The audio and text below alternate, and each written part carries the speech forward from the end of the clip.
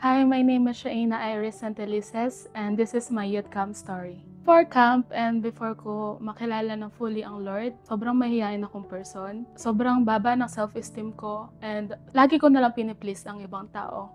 Na may one time na sobrang napagod ako, na sobrang naubos ako. Sobrang lungkot na ng buhay ko nun, na hindi ko alam kung ano yung ginagawa ko. Hindi ko alam bakit ko piniplease ang ibang tao. Through that, sa sobrang pagod, sa sobrang naubos, ang naging self-escape ko sa mga pain, sa lungkot, is through masturbation and also pornography. Then, after pandemic, nakapag-YDC na ako. Nakasama na rin sa CU. Hindi ko na-realize na kailangan ko ang Lord sa buhay ko. Ngayon, nakapag-ministry na din through ushering sa YDC Connect. Pero may nangyari na nakapag-hinder sa akin to fully serve the Lord, which is yung mag-top ako ng pag-aaral and then kailangan ko mag-work. And dahil doon, nagkaroon ako ng bitterness towards sa parents ko. Dahil doon sa bitterness na yon, nagkaroon ng foothold ang kalaban sa akin. Na kahit na nagme-ministry ako ng time na yon, still may compromises and may mga bagay pa din ako na hindi nakakalugod sa Lord. I think yun yung pinaka-lowest ko kasi hindi ko alam kung anong purpose ko ng time na yon. Hindi ko alam bakit ako dinala ng Lord doon. Hindi ko alam bakit nandun ako sa sitwasyon na yon. Kaya nung mga time na yon is, ay Lord.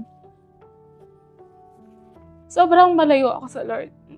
Hanggang sa in-announce na magkakaroon ng Redeem Youth Camp. Nagka-desire ako na pumunta doon dahil alam ko may gagawin ang Lord. Pinaghandaan, pinag-upunan ko yung camp na yon kasi alam kong may gagawin ang Lord sa akin. And isa sa mga tumatak sa akin during the camp, which is yung last day, yun yung water baptism. And dun sa water baptism na yon, dun ko na-encounter ang Lord. Tinanong ako ni Pastor Joshua noon if ready na ba ako sa gagawin ng Lord sa akin. And dun time na yon, ang response ko lang sa kanya is umiyak.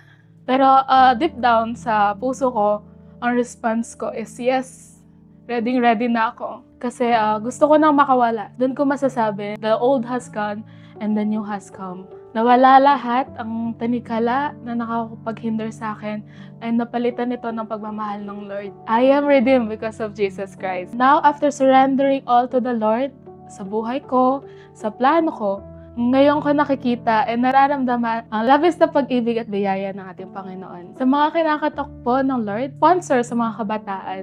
Maraming kabataan po ang mababago and wala pong sayang dito. And sa mga youth na mga kasama sa camp, be excited dahil maraming gagawin ang Lord sa inyo and this will be your breakthrough. God bless and shalom.